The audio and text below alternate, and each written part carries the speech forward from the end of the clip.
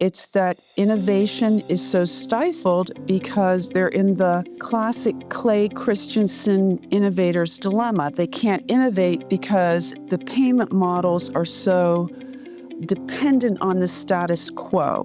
And what do I mean by that? All health systems generate their financial margin on a few service lines only: elective surgery, advanced imaging, and procedures. If you took a hospital and said, your spine surgeons are really overutilizing spine surgery and patients are getting spine surgery that probably shouldn't, that would negatively impact their financial bottom line. Welcome to Reclaim, a podcast powered by Future Digital. I'm Destinee Berman, founder and CEO of Future Digital, where we partner with venture-backed health, wellness, and family brands to scale with trust. Each episode, I sit down with founders and growth leaders to uncover two things: the story behind the brand and the decisions behind the growth. Let's get into it. Welcome to Reclaim, an interview series that pulls back the curtain on what it takes to build in health and care. 1 in 2 American adults, 126 million people, skeletal condition. It's the number one cause of disability in this country, costs over $420 billion a year, and yet half of us affected never get the treatment we need.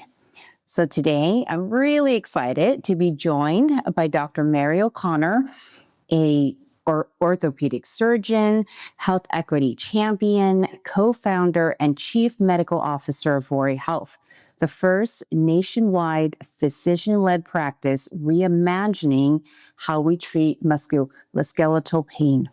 Welcome. Destinee, thank you so much. I'm delighted to be with you and your audience today. So happy to have you here.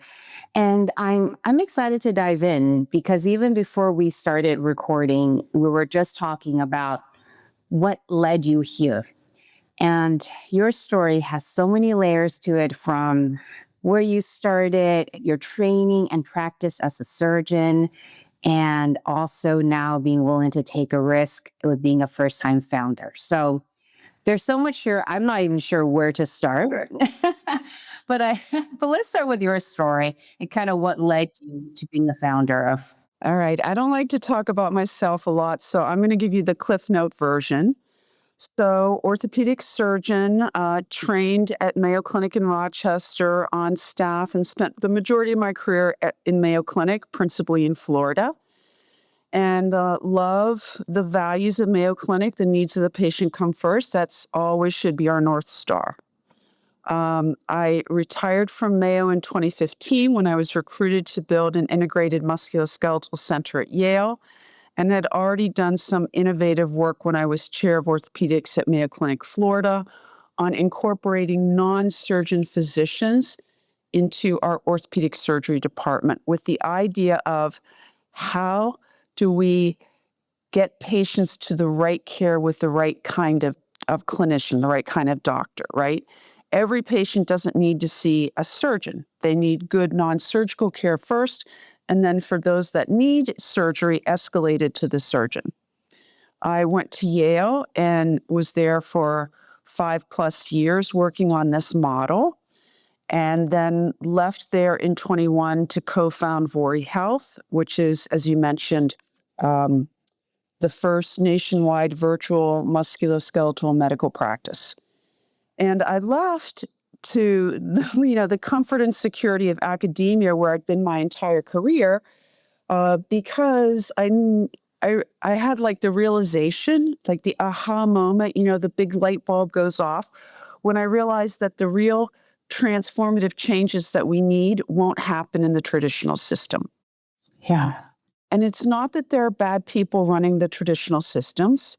It's that innovation is so stifled because they're in the classic Clay Christensen innovator's dilemma. They can't innovate because the payment models are so dependent on the status quo. And what do I mean by that? All health systems generate their financial margin on a few service lines only: elective surgery, advanced imaging, and procedures. And so if you took a hospital and said, your spine surgeons are really overutilizing spine surgery and patients are getting spine surgery that probably shouldn't, that would negatively impact their financial bottom line.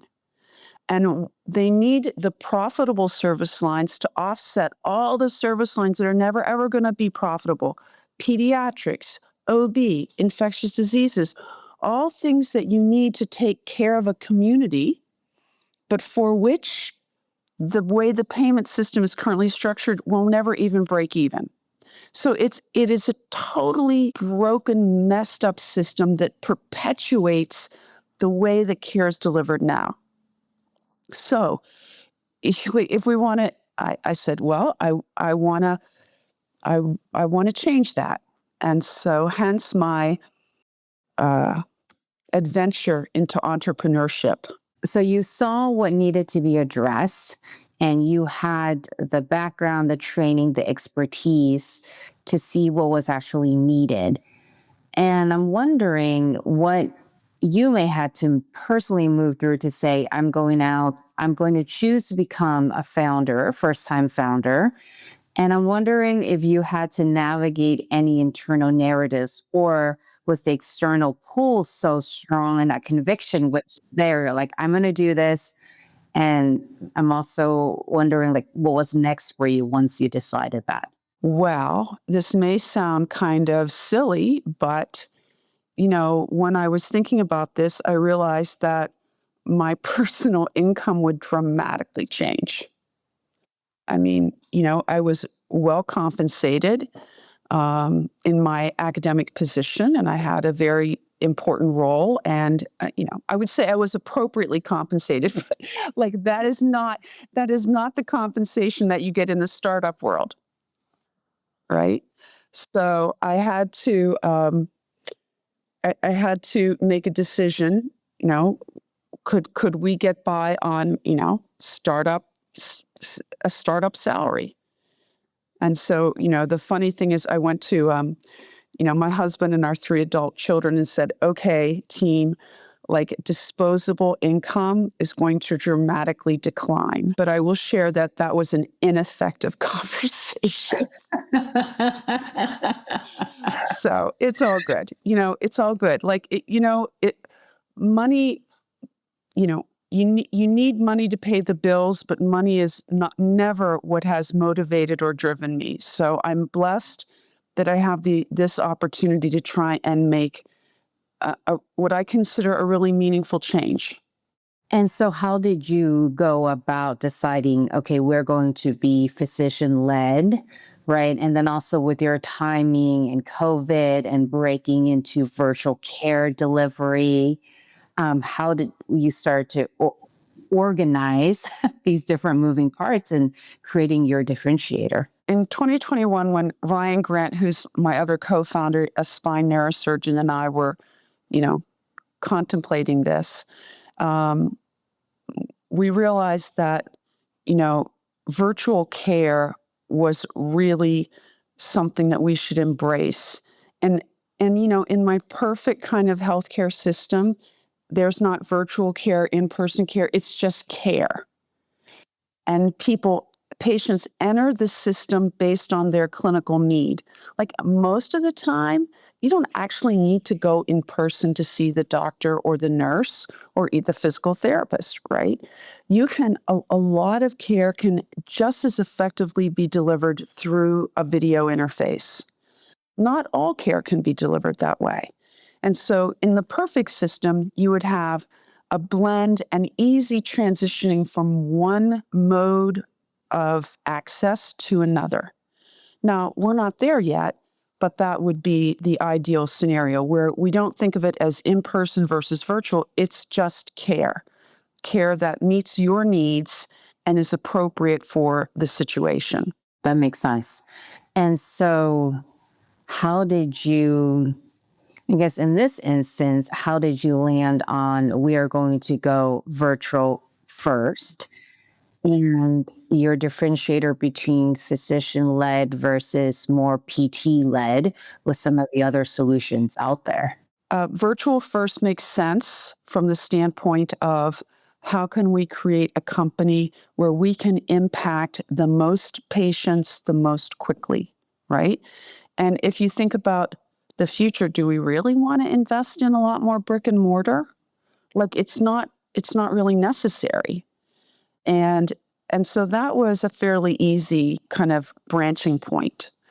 In terms of physician-led medical practice, and we are different in the marketplace because we're the only virtual MSK solution that has doctors, meaning medical doctors. And this is not to demean in any way physical therapists who also will go by doctor of physical therapy. So just a heads up to know which kind of doctor someone's talking to you about.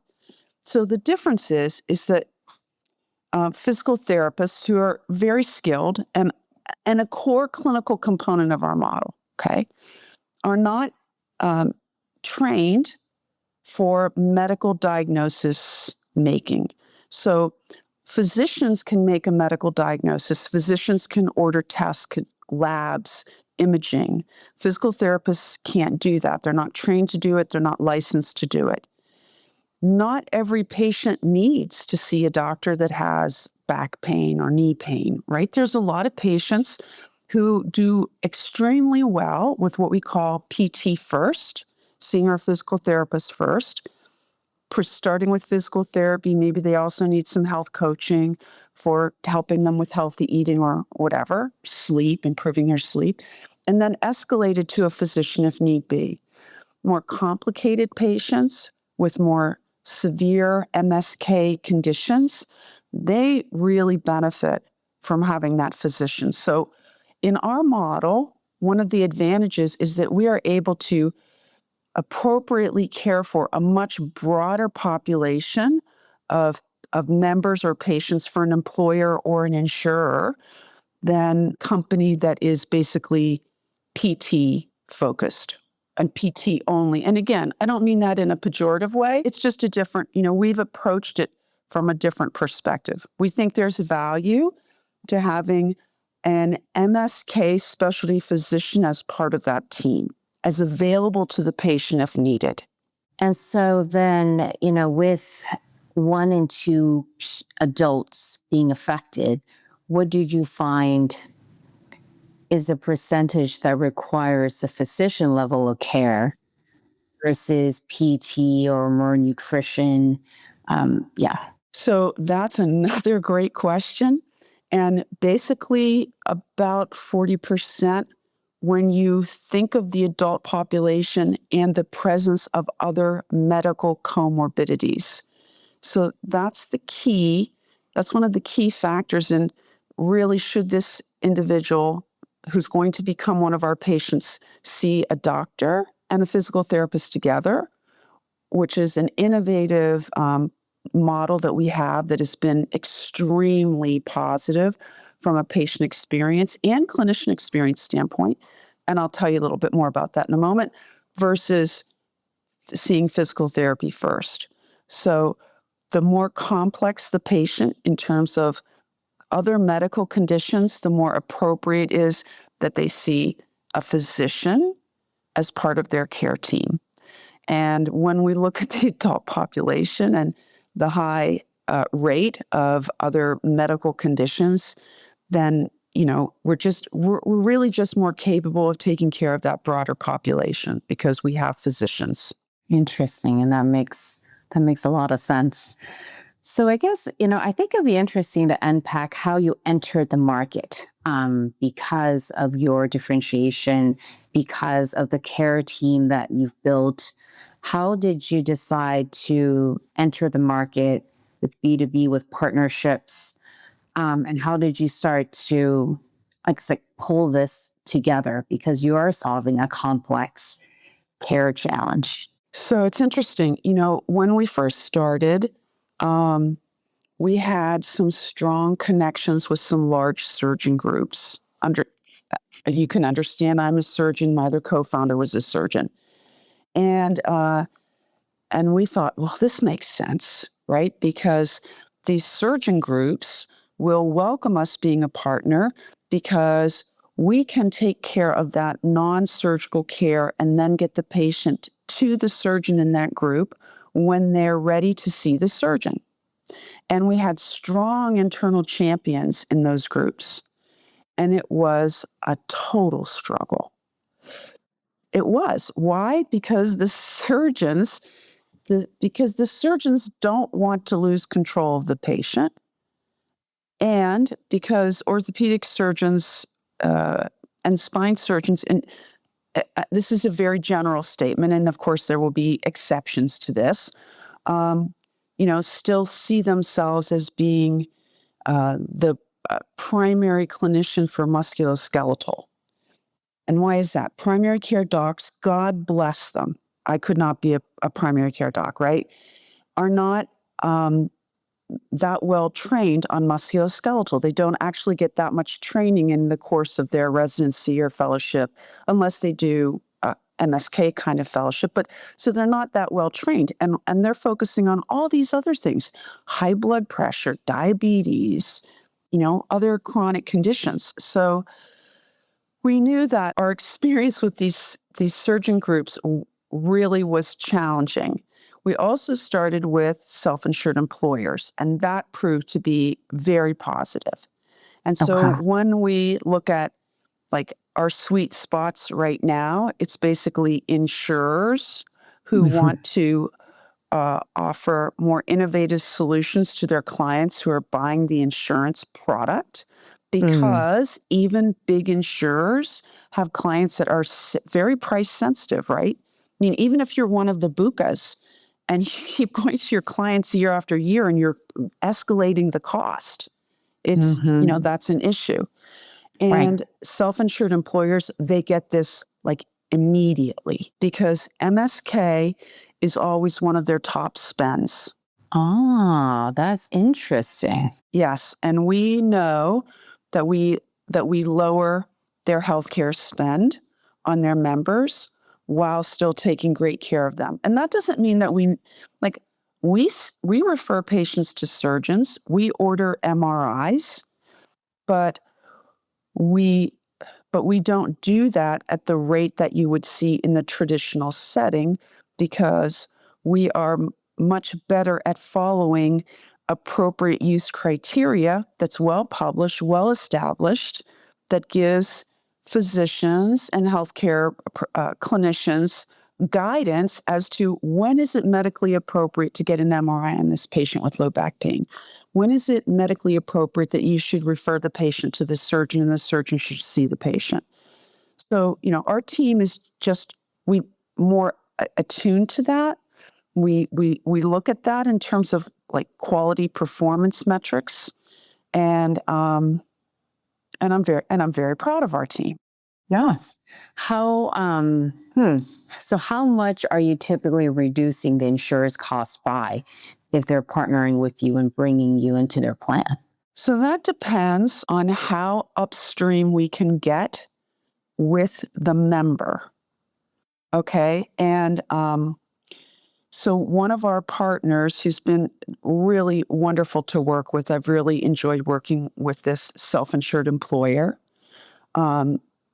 just gave a presentation at one of the national meetings and showed that their MSK spend had been number 2, and now it's down to number 10 because of their partnership with us. Huge.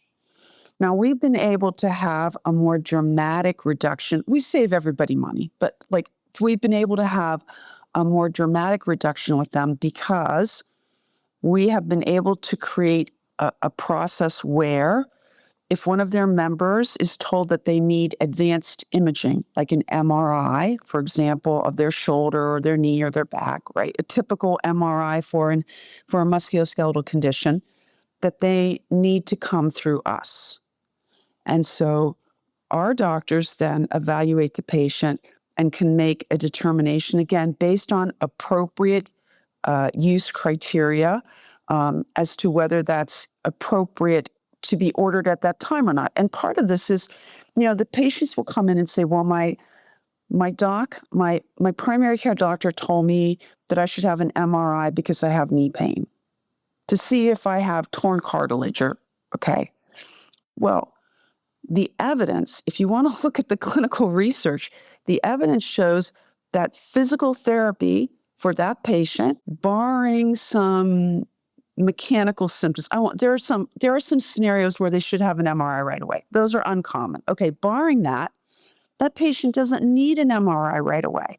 They need to get started on PT. And so the conversation is to the patient, our doctor and the patient is, yep, I understand this is a problem with your knee, but you know that getting you started on physical therapy is the most important thing we do next. Let's get you started on physical therapy. Maybe we also want to work on your weight. Have you see one of our health coaches or our registered dietitian. Maybe we need to help you improve your sleep. I mean, these different kinds of health behaviors that are going to impact the likelihood of them having successful non-surgical care. And you know what? If 4 weeks from now or 6 weeks from now, you're not improving, we can still order the MRI. So the patient doesn't leave. Our goal is the patient comes into that scenario and doesn't leave feeling that they've been denied something. We want the patient to feel that we're supporting them and that we're directing them to the appropriate care. And if that's not working, we'll reassess. As opposed to kind of the knee-jerk reaction of, I'm going to send you for an MRI. And so are self-insured companies your primary customer or partnership base now, or how has that shifted? No, we have basically two large group, kind of the self-insured employer group, and then the payer, the insurance company, for which we partner with. Got it. And so those are we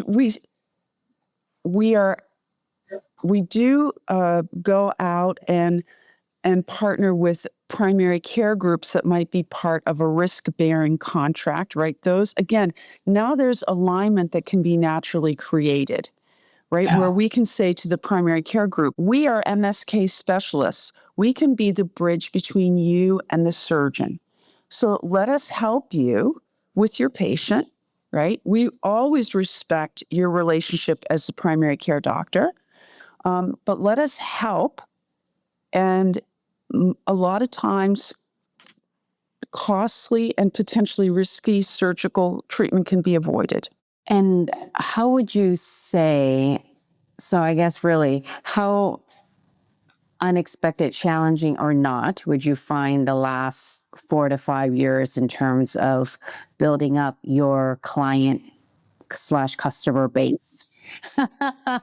And also just like the overall market landscape changing with other PT-led companies, with IPOs that have happened. It also seems like there's more awareness around that, or you tell me if I'm wrong. Some of the other companies in this space that are, I would say, home exercise program focused or AI solution focused have done a great job kind of expanding the space for people to consider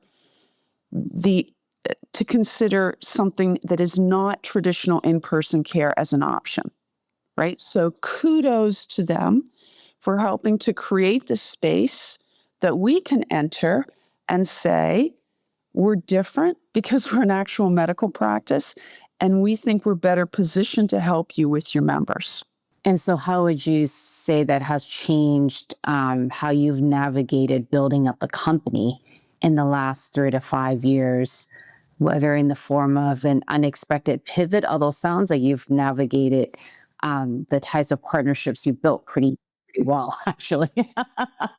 I think others in this, pivoting is got to be part of the plan, right? You have to be willing to pivot, and subtle small pivots we do all the time.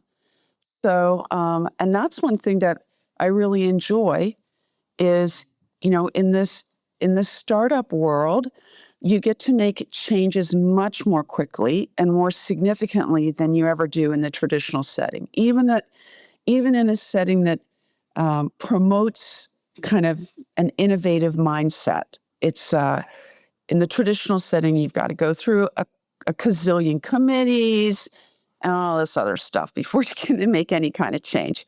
So I really enjoy that aspect of the company and my role at the company. One of the things that I will say has surprised me, which probably won't surprise many of your viewers and listeners, right? But as like an orthopedic surgeon, I never really had to focus on like customer acquisition from a business I was going to ask perspective, about that next. right? Like Yes. I was very blessed. I had very successful academic practices. I never lacked for patients wanting to see me. Mm, mm. Now in this startup world, we have contracts and we have all these covered lives. And then it's like, okay, now how do you get the word out to Yes. these members that they can see us? And oh, Yes. by the way, there's no copay if you see us, because we're very intentional when we structure our contracts that we don't want patients to have a copay when they see us. If at all possible, because that's how we can, like, if the patient can't come and do and see our physical therapist and do the visits that we want them to do, then how can we expect them to get better? And then they're headed down the road for that MRI. And that MRI in somebody who's older, and by older, I mean like 40 and older, not like 70, okay? Like if I MRI'd people's spines who are over 40, everybody's going to have something. They're going to have some disc bulging and a little this and a little that. And then that becomes the surgical target for the spine surgeon. So, if I go in with neck pain, I mean, I could tell you, I know I have arthritis in my neck. If I were to have an MRI, right, they're going to see this arthritis. Why? That's part of as part of a surgeon's life. You get this is like wear and tear stuff. And then it would be, okay, Mary, we can take care of this, C5, C6 arthritis, and it's just an outpatient surgery, and it's just a little incision in the front. It's an anterior cervical discectomy infusion, and you'll be good as new. But there's no free lunch, and there's no surgeon that doesn't have complications unless you don't operate. So again, we're not anti-surgery at Vori Health. We're just anti-inappropriate surgery. Interesting. And do you find that structuring your contracts in the way where you're eliminating the copay for your customers, do you find that does it take longer to be able to structure those contracts, or do you find it generally not an issue?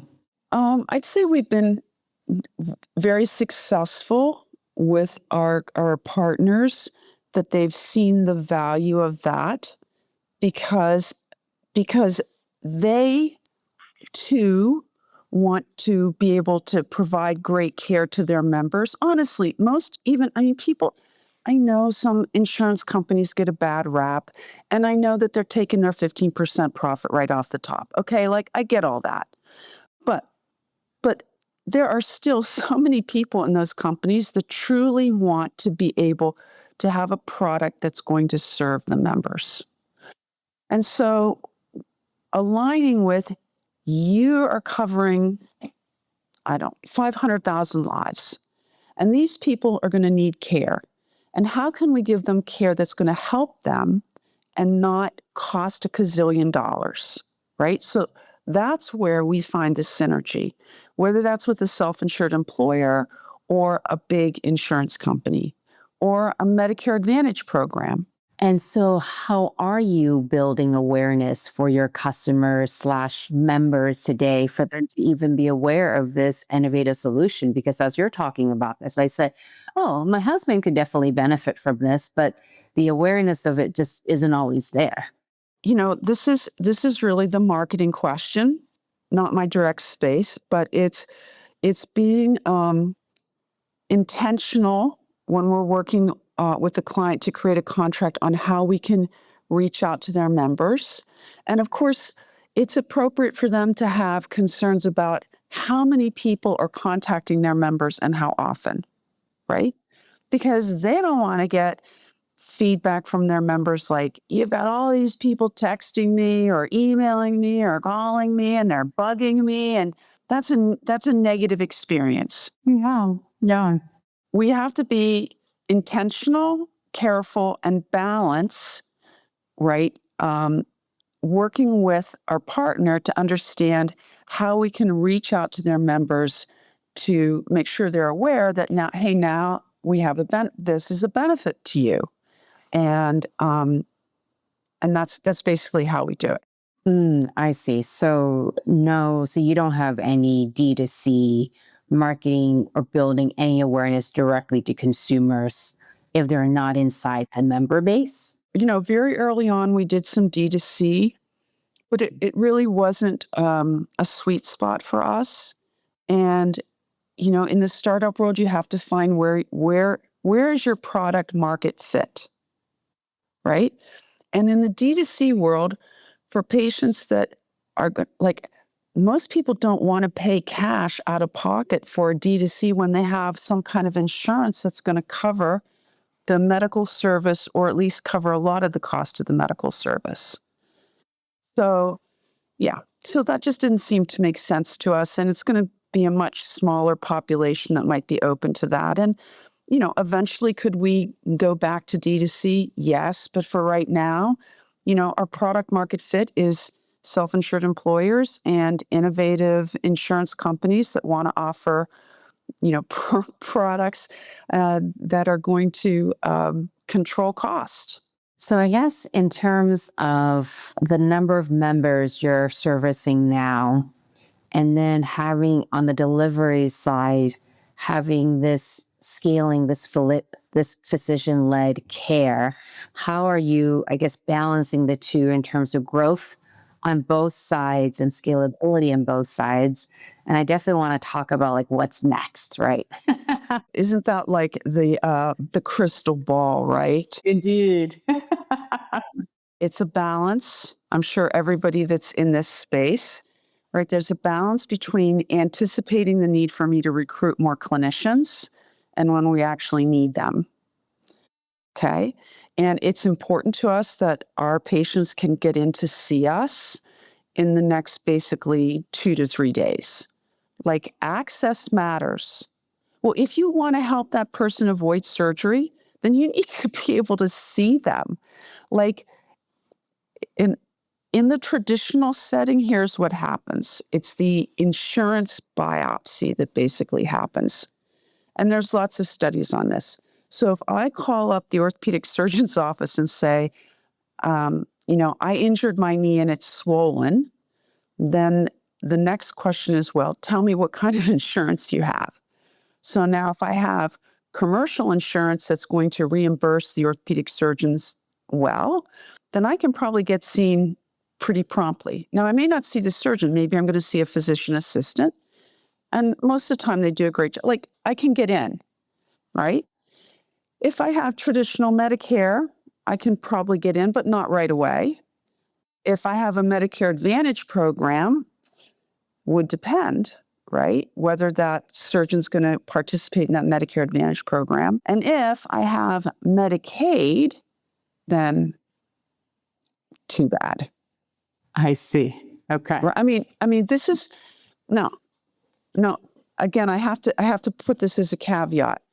I don't think my orthopedic surgery colleagues are not bad people. They're trying to take good care of their patients, but they also have to run a business. Of course. And when the cost of taking care of a patient with Medicaid is dramatically less than the cost of the people in your office that you need to deliver the care, then you can't do it long term. You can't do it with any kind of volume. Yeah. So this is the challenge. And I go back to one of my favorite Mayo Clinic quotes. So Sister Jenna Rose was the last nun to run St. Mary's Hospital in Rochester, Minnesota. And she has a very famous quote: "No margin, no mission." In health, right? If you don't make a margin, then you can't keep your doors open and you cannot fulfill your mission. And everybody, it's like making money in healthcare is not a bad thing. It's a necessary thing. You have to make money or you can't serve anyone. However, people sometimes don't include the second part of her quote, which is no mission, no need for margin. So, healthcare, unlike other businesses, should exist to make money only because we need to make it to serve people and communities. We shouldn't be making money in order to reward investors, so to speak. Although, I mean, I'm in a startup and we exist because of the generosity of our investors, but you have to stay true as you can to this mission that the taking care of the community is still the primary reason why you exist. Otherwise, you don't have any business in healthcare. I love that. I love that. I love the heart of that statement. And I love what it stands for. Do you find that recruiting clinicians and physicians based on your mission, do you find that a pretty natural process, or were there unexpected barriers or friction on that side? I would say I've been very blessed. We've been very blessed that we have amazing clinicians because, if you look at like the work of a lot of people like Jim Collins, like Good to Great, you have to have the right people, they have to be in the right bus, and they have to be sitting in the right seats. So it's always all about the people. And so we've been very fortunate to be able to recruit great clinicians and to retain them. And I think on the physician side, I know this because we surveyed them, that part of the satisfaction they get is with our model of care delivery, which is much more collaborative and holistic than what they're going to be able to experience in the traditional setting. So for the medically more complex patient, they come in and we evaluate them on what we call our integrated visit, which is a very amazing, innovative format that you can easily do. Well, you can do it much more easily in the virtual setting, which is the physician and the physical therapist evaluate the patient together. Oh my God, like imagine that. Like the two clinicians that are so important to figuring out what's wrong with you and what should be done in the visit together with you, so that everybody's hearing everything else and there's automatic communication and alignment between the physician and the physical therapist and the patient's there. All this is happening. So the patient is providing one history. They don't have to repeat their story multiple times. It's one virtual physical exam. Both the physician and the PT can contribute to these. The doc is rendering the medical diagnosis, making a determination. Do we need labs? Do I need to order any meds? Do I need to order any imaging? The physical therapist is rendering the functional diagnosis. What exercise program should we start this person on? And then, things proceed. And the patient can, as I said, get set up with our health coach or a registered dietitian as appropriate. And that integrated visit, we did a survey research paper on and had like unbelievably high ratings of patient satisfaction. And almost no patient had ever experienced anything like this before.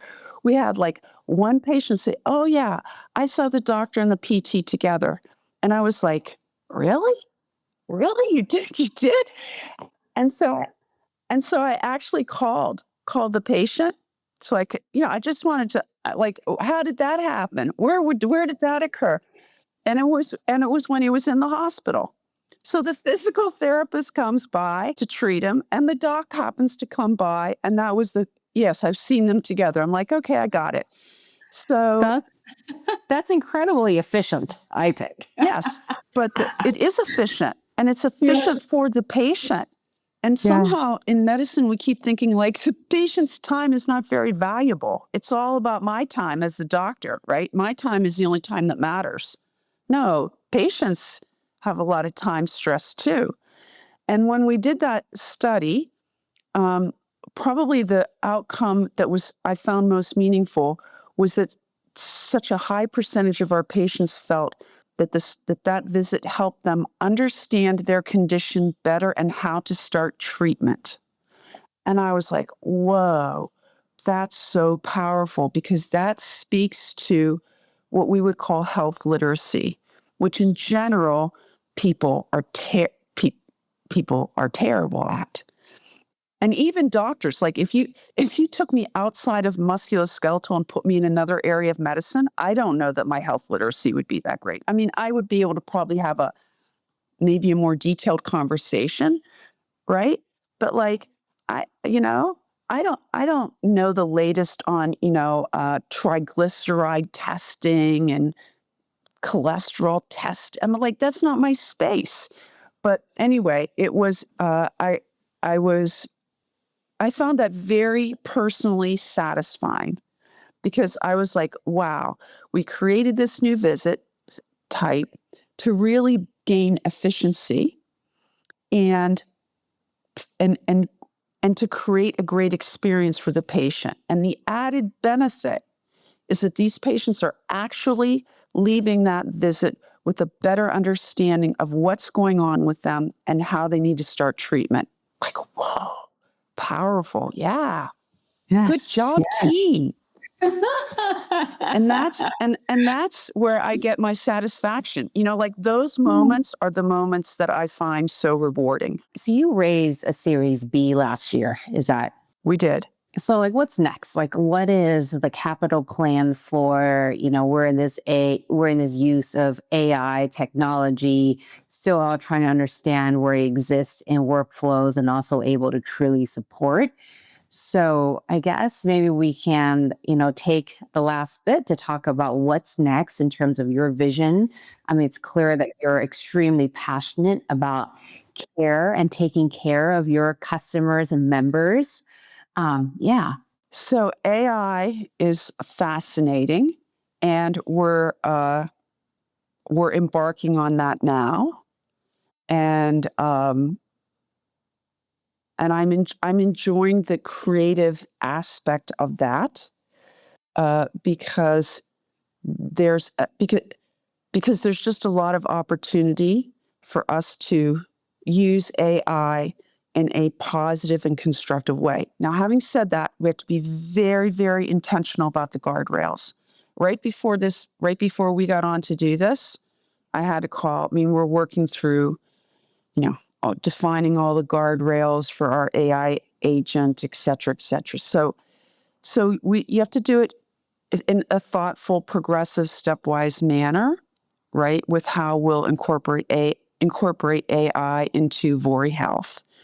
But I'm excited about it, because it's just like if we can make the experience for the patient better through a more engaging experience, because I'm going to have an AI agent that can respond to me in the way that I want it to. I can say, I want you to be more humorous. I want you to be less humorous. Be serious with,